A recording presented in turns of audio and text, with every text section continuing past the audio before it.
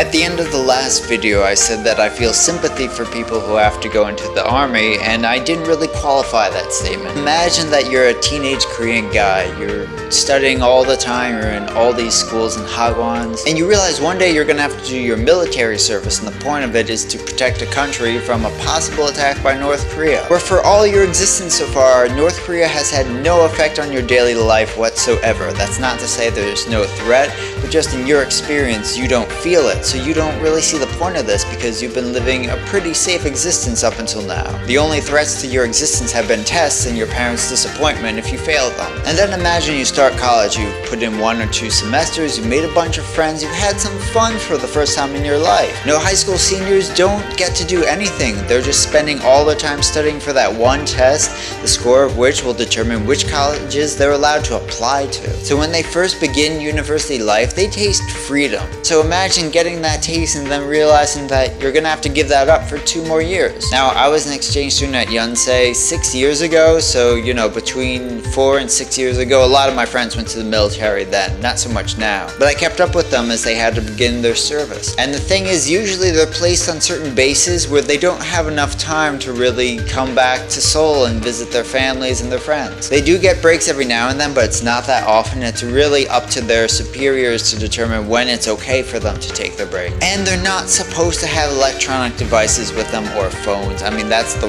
rules. A lot of people smuggle them in, but technically you're not supposed to be able to contact people outside of the base unless you use a payphone. So guys there are pretty much isolated from people involved in their previous life. It's hard for a lot of them to keep in touch with their friends, and they're hoping when they get out that their friends will want to meet them. I tried to do that. I kept in touch with my friends, and when they got their breaks, I tried to schedule my time so I could hang out with them. Because they feel cut off, whereas everyone else is moving on with their lives, joining new clubs, starting new activities, making new friends, going out with new people. You know, they're kind of stuck in time. And I visited some friends on their bases, and they really appreciate that I went out of my way to travel to visit them. Another thing, it's very common, unfortunately, for guys who are in the military to have their girlfriends dump them. I mean, if you think about it, girlfriends have to wait like 2 years for their boyfriends to come back. I mean, they get to see them every now and then, but not that often. And it's common that girls in Korea are a little bit high maintenance. They just want to spend a lot of time with their boyfriends, and if they can't do that, I get a little bit impatient. I mean, now that I think about it, I can probably think of exactly one couple that stayed together during the guy's military service. Every other couple I knew broke up, and almost always because it was the girl's choice. Also, keep in mind, during this time, the guys aren't able to express their individuality that much. You know, they have to keep their hair cut really short, they have to wear their army uniform all the time, and with the lack of electronic and communication devices, they're just not really